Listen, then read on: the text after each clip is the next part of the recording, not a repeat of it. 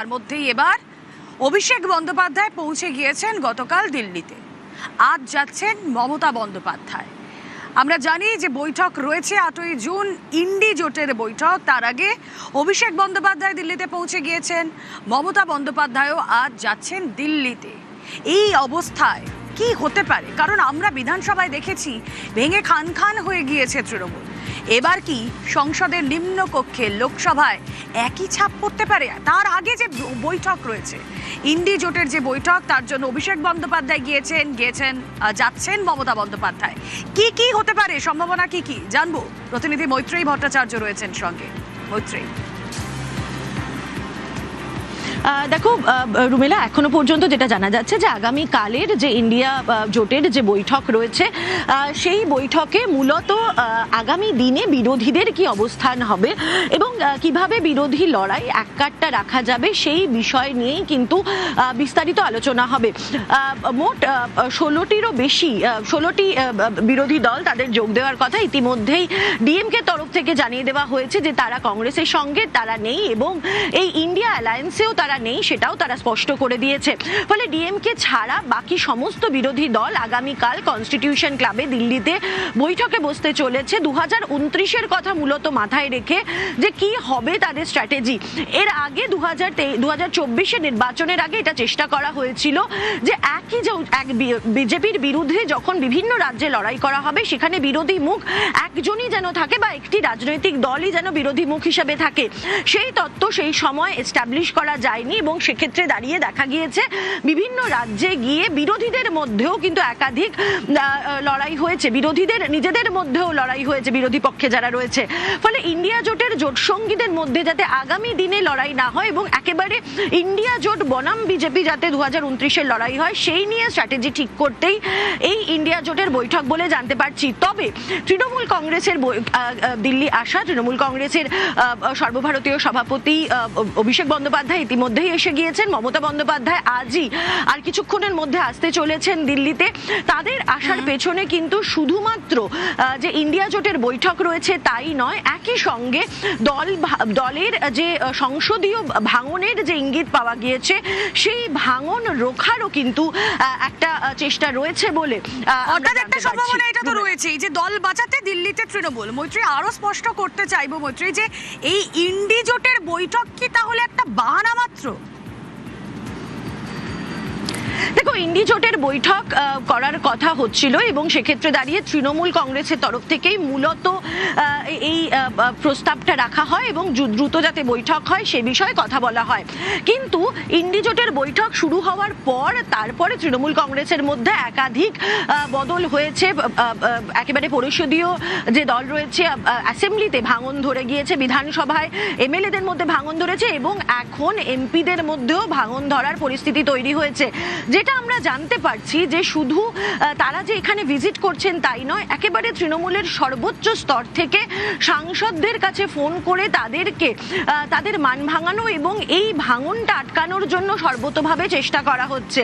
ফলে সেই জায়গায় দাঁড়িয়ে সাংসদদের মধ্যেও যারা বিক্ষুব্ধ সাংসদ রয়েছেন, যারা দল তৈরি করার চেষ্টা করছেন এবং যারা এই ভাঙনের একেবারে পুরোধা রয়েছেন, তার সঙ্গে সঙ্গে তাদের যেরকম সংখ্যায় কিছুটা কম রয়েছে তার পাশাপাশি তৃণমূল কংগ্রেসের একেবারে সর্বোচ্চ নেতৃত্বের তরফ থেকেও কিন্তু চেষ্টা করা হচ্ছে শেষবারের মতো যাতে এই সংসদের ভাঙনটা অর্থাৎ মমতা বন্দ্যোপাধ্যায়ের গোপন এজেন্ডা নিয়ে নাকি অভিষেক বন্দ্যোপাধ্যায় গিয়েছেন। তাহলে কি এই ইন্ডিয়া জোটের বৈঠক শুধুমাত্র বাহানা? পর্দার আড়ালে কি আসলে দলের ক্ষুব্ধ অসন্তুষ্ট সাংসদদের মান ভাঙিয়ে ড্যামেজ কন্ট্রোলের একটা মরিয়া চেষ্টা? অবশ্যই সেটা তো সময়ই বলবে।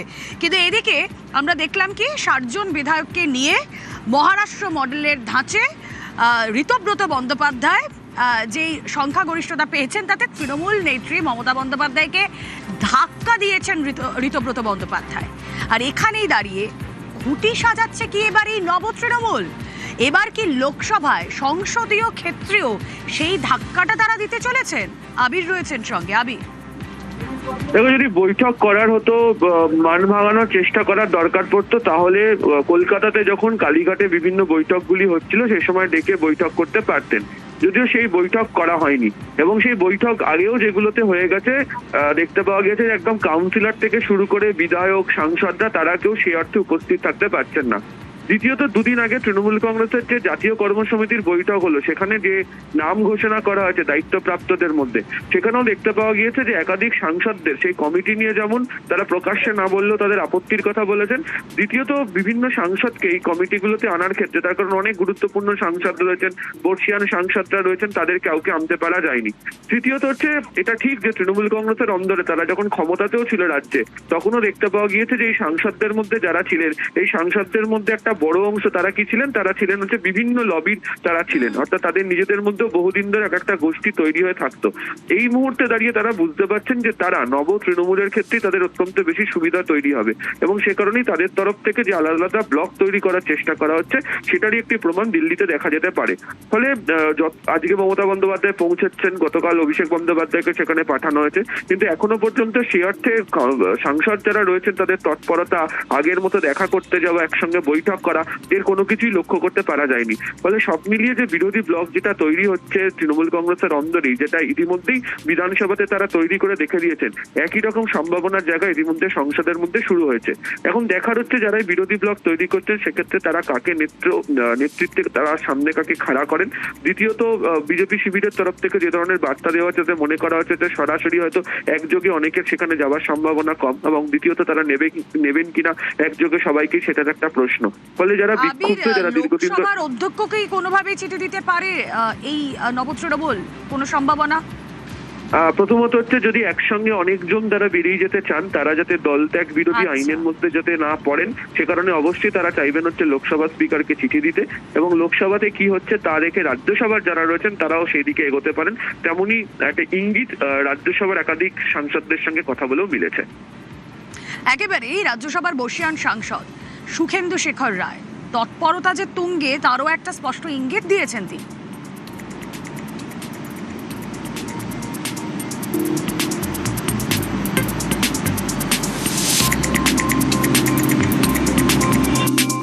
তো প্রাকৃতিক নিয়মেই যদি কোনো রাজনৈতিক দলে যখন ভাঙন শুরু হয়, সেটা হয়তো শুরু হয় একটা জায়গা থেকে। বিধানসভাতে যেটা ঘটেছে, পশ্চিমবঙ্গের রাজনৈতিক ইতিহাসে আমার অন্তত জানা নেই যে নির্বাচনী ফলাফল বেরোনোর এক মাসের মধ্যে বিরোধী দলের ৮০ জন সদস্যের মধ্যে ৬০ জন একযোগে তারা বেরিয়ে গিয়ে নেতৃত্বের প্রতি জিহাদ ঘোষণা করলেন। এটা একটা বিরল ঘটনা। তার কোনো প্রতিক্রিয়া একইভাবে আমাদের দলের লোকসভা সদস্যদের ক্ষেত্রে বা রাজ্যসভা সদস্যদের ক্ষেত্রে একেবারেই পড়বে না, এটা আমি মনে করি না। আমি তো প্রথম দিনই বলেছি যে দলের ভবিষ্যৎ কি, আমি দলের কোনো ভবিষ্যৎ নেই, এ দল টিকবে না। আমার সঙ্গে দু একজন সাংসদের কথাও হয়েছে, তারাও বলছেন যে ওরা মোটামুটি প্রস্তুত, খুব শীঘ্রই হয়তো একটা কিছু ঘটতে চলেছে লোকসভার ক্ষেত্রে। তো লোকসভার ক্ষেত্রে যদি ঘটে, তারপর রাজ্যসভাতেও ঘটবে।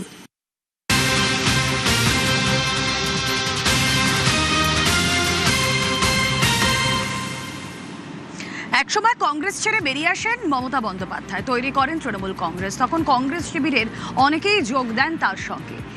আজ যখন এই INDI এর বৈঠক হচ্ছে, এই ইন্ডিয়া জোটের বৈঠক, সেখানে দাঁড়িয়ে মমতা বন্দ্যোপাধ্যায় তৃণমূল দলের মুখ, অন্যদিকে লোকসভায় একটা বড় শরিক।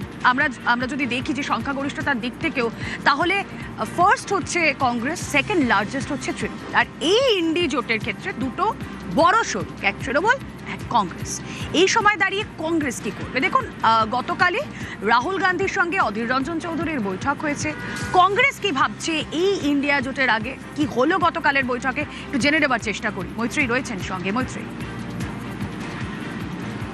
দেখো, ইন্ডিয়া জোটের বৈঠকের আগে কংগ্রেসের তরফ থেকে কিন্তু এটা বোঝার চেষ্টা করা হচ্ছে যে তৃণমূল কংগ্রেস কোন দিকে দাঁড়িয়ে রয়েছে, কোন পরিস্থিতিতে দাঁড়িয়ে রয়েছে, এবং সেই জল মাপার জন্যই কিন্তু ভরসা করা হয়েছে একেবারে কংগ্রেসের যিনি পিসিসি প্রেসিডেন্ট তাকে নয়, বরং বর্ষিয়ান সাংসদ অধীর রঞ্জন চৌধুরীকেই ভরসা করা হয়েছে। এবং সেক্ষেত্রে দাঁড়িয়ে কি অবস্থায় দাঁড়িয়ে রয়েছে তৃণমূল কংগ্রেস সেটার রিপোর্ট নেওয়ার পাশাপাশি প্রচুর এরকম তৃণমূল কংগ্রেসের চলে যাওয়া, কংগ্রেস থেকে তৃণমূল কংগ্রেসে চলে যাওয়া নেতারা তারা এখন কংগ্রেসে ফিরতে চাইছেন, ফলে তাদেরকে কতটা নেওয়া হবে, কি নেওয়া উচিত, সেই বিষয়েও কিন্তু কংগ্রেসের অন্দরে কথা হয়েছে।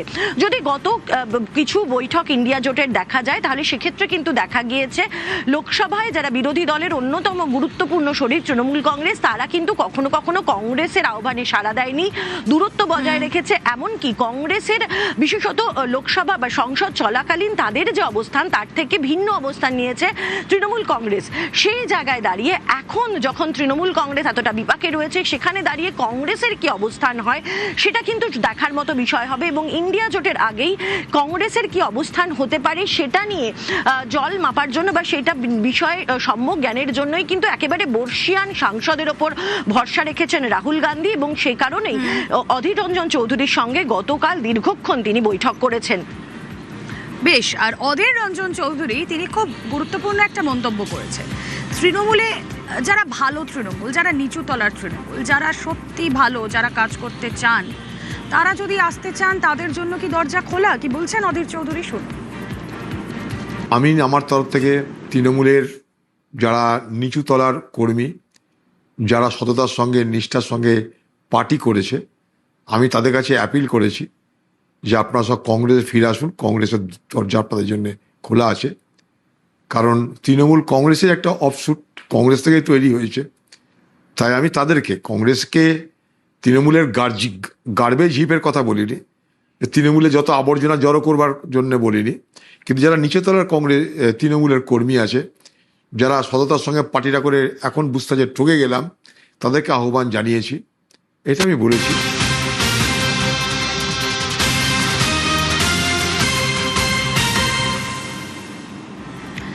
দিল্লিতে তাপমাত্রার পারদ চড়ছে, আর আগামীকাল দিল্লিতে যে এই রাজনৈতিকভাবে দিল্লি সরগরম থাকবে সেটা বলার অপেক্ষা রাখে না। আগামীকাল ইন্ডি জোটের বৈঠক, কংগ্রেসের তরফ থেকে যে বক্তব্য আমরা শুনলাম অধীর রঞ্জন চৌধুরীর, এরপর অনেকগুলো সম্ভাবনার দরজাও কিন্তু খুলে যাচ্ছে। সরাসরি চলে যাই, সহকর্মী কৌশিক দাশগুপ্ত রয়েছেন নিউজরুম থেকে। কৌশিক, এবঙ্গে কি আবারও তৃণমূল আর কংগ্রেসের জোট হওয়ার কোনো সম্ভাবনা থাকছে? তাহলে রাজনীতি হচ্ছে সম্ভাবনার খেলা, ফলে কোনো সম্ভাবনাই উড়িয়ে দেওয়া যায় না।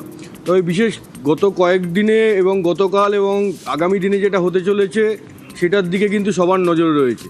গতকালের যেই মিটিংটা হলো রাহুল গান্ধী আর অধীর চৌধুরী, সেইটা কিন্তু অত্যন্ত তাৎপর্যপূর্ণ।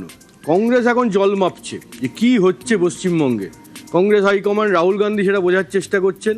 সেটা বোঝার জন্য দেখো কাকে ডাকলেন, অধীর চৌধুরীকে। অধীর চৌধুরীকে মানে প্রদেশ কংগ্রেস সভাপতিকে থেকে কিন্তু তিনি ডেকে কথা বলেননি, ডাকলেন হচ্ছেন অধীর চৌধুরীকে, যিনি কংগ্রেস ওয়ার্কিং কমিটির সদস্য এবং দীর্ঘদিনের সাংসদ ছিলেন। হ্যাঁ, দীর্ঘদিন ধরে দিল্লির রাজনীতি করেছেন, আমাদের এখানেও ছিলেন। এবং তার সম্পর্কে যেটা বলা হয় যে তৃণমূলের আমলে মমতার বিরোধিতার মুখ ছিলেন এ রাজ্যে অধীর চৌধুরী। এইটা বারবারই কংগ্রেসের অন্দর থেকেই বলা হয়েছে যে এ রাজ্যে কংগ্রেস তৃণমূলের বিরুদ্ধে যতটা গরম, কংগ্রেস হাইকমান্ড যেন তৃণমূলের প্রতি কিছুটা নরম। এবং কংগ্রেসের শীর্ষ নেতৃত্বেরও অনেকে মনে করতেন যে অধীর চৌধুরীর এতটা বিরোধিতা না করলেও তিনি পারেন, কারণ জাতীয় রাজনীতিরও একটা অঙ্ক আছে, যেটা কখনোই অধীর চৌধুরী মানতে চাননি। তিনি বারবার বলেছেন যে তৃণমূলের যদি বিরোধিতা করতে না করা যায় তাহলে এই রাজ্যে কংগ্রেসকে টিকিয়ে রাখা কঠিন হয়ে যাবে। সেই অধীর চৌধুরীর কাছ থেকেই কিন্তু এরকম একটা তাৎপর্যপূর্ণ সময় রিপোর্ট নিলেন রাহুল গান্ধী। এইবার যেটা হচ্ছে জোটের প্রশ্ন, আগামী দিনে কি কংগ্রেস আর তৃণমূল কাছাকাছি আসতে পারে, হাত ধরতে পারে একে অপরের? দুটো সম্ভাবনা, হয় কংগ্রেস আর তৃণমূলের জোট হবে অথবা হবে না। কংগ্রেসের একাংশ মনে করছে, এই রাজ্যের কংগ্রেসের, যে তৃণমূলের সঙ্গে জোট করা উচিত নয়, একলা চলাই উচিত। যেই একলা চলো স্লোগানকে সামনে রেখে এবার কংগ্রেস ভোটে লড়েছে, সেটাই করা উচিত, এবং সেটা করে এবার ফলও মিলেছে। অন্তত সিপিএমের থেকে কংগ্রেস বেশি আসন পেয়েছে, তুলনায় তারা ভালো ফল করেছে। সুতরাং একলা চলোর লাইন থেকে সরে যাওয়া ঠিক হবে না। তারা এও বলছেন যে তৃণমূলের বিরুদ্ধে এখন ক্ষোভের পাহাড়, এই তৃণমূলের সঙ্গে জোট বাঁধা মানে তার আঁচ কংগ্রেসের ওপর গিয়েও পড়বে। কেন সেই কংগ্রেস সেই দায় নিতে যাবে? এটা হচ্ছে একাংশের যুক্তি। আর যারা বলছেন যে তৃণমূলের সঙ্গে জোট করা উচিত, একটা সমঝোতায় যাওয়া উচিত, এটাই সেটার মোক্ষম সময়, তারা কি যুক্তি দিচ্ছেন? তারা বলছেন তৃণমূল এখন ব্যাকফুটে, ফলে কংগ্রেস যদি এখন আসন সমঝোতা নিয়ে তৃণমূলের সঙ্গে বসে আগামী কোনো ভোটের মুখে, তাহলে দর কষাকষিতে কংগ্রেস অ্যাডভান্টেজ পজিশনে থাকবে। এবং শুধু তাই নয়, তারা এও মনে করিয়ে দিচ্ছেন যে মুসলিম ভোট ব্যাংক, যেটা একটা বড় ফ্যাক্টর এ রাজ্যের ভোটের অঙ্কে, সেই মুসলিম ভোট ব্যাংকের একটা বড় অংশ কংগ্রেস পেতে পারে। যদি কংগ্রেস আর তৃণমূল একসঙ্গে জোট বাঁধে, তাহলে সেই জোটটা পেতে পারে। এবং এখানে বিশেষভাবে তাৎপর্যপূর্ণ বিষয় হচ্ছে যে গতকালই তৃণমূলের সংখ্যালঘু সেলের যিনি সম্পাদক, তিনি কিন্তু প্রেস কনফারেন্স করে জানিয়ে দিয়েছেন তিনি আর তৃণমূলে থাকছেন না, পদত্যাগ করেছেন।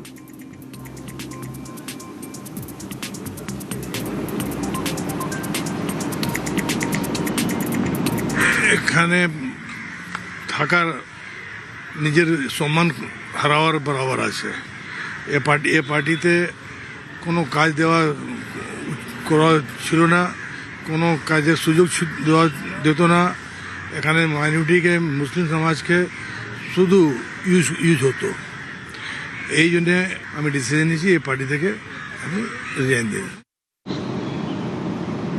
দেখো, অনেকেই মনে করছেন এই আগামী দিনে পশ্চিমবঙ্গের রাজনীতি কোন পথে এগোবে, সেটার জন্য মুসলিমরা কোন দিকে এগোচ্ছে, এই মুসলিম ভোট ব্যাংক কোন দিকে যাচ্ছে, সেটা অত্যন্ত গুরুত্বপূর্ণ।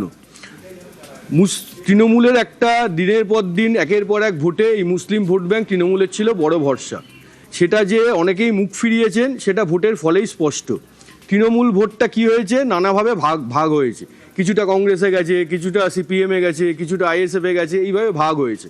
তো সেই ভাগটা এইবার যখন বিজেপির এরকম হয়ে গেছে, তাহলে সেই জায়গাটাকে মুসলিম ভোট ব্যাংকে কারা কনসলিডেট করতে পারে, সেইটা এখন বড় প্রশ্ন। সেইখানেই কংগ্রেসের অনেকে মনে করছেন যে এই বেকায়দায় পড়া তৃণমূলের সঙ্গে যদি এখন সমঝোতা করে নেওয়া যায়, তাহলে মুসলিম ভোটের অনেকটাই তারা পেতে পারেন। কিন্তু এই যে কংগ্রেস এবং তৃণমূল যদি জোট হয়ও, সেখানেও একটা কাঁটা রয়েছে। কারণ অনেকেই মনে করিয়ে দিচ্ছেন যে 2016 সালে কংগ্রেস এবং বামেদেরও জোট হয়েছিল, 2021-এও জোট হয়েছিল, যেটা দেখা গেছিল যে বামেদের ভোটটা কংগ্রেসের কাছে গেছে, কিন্তু কংগ্রেসের ভোটটা বামেরা পায়নি। কেন পায়নি?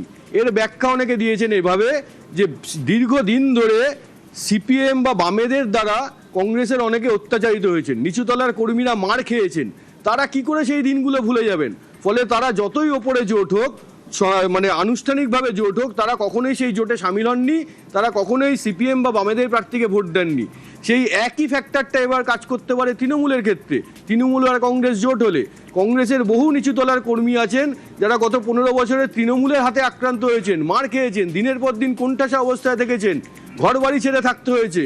ওপরতলার নেতারা যতই জোট করুন কংগ্রেস আর তৃণমূলের, সেই জোট কি নিচুতলার কর্মীরা কখনো মেনে নেবেন?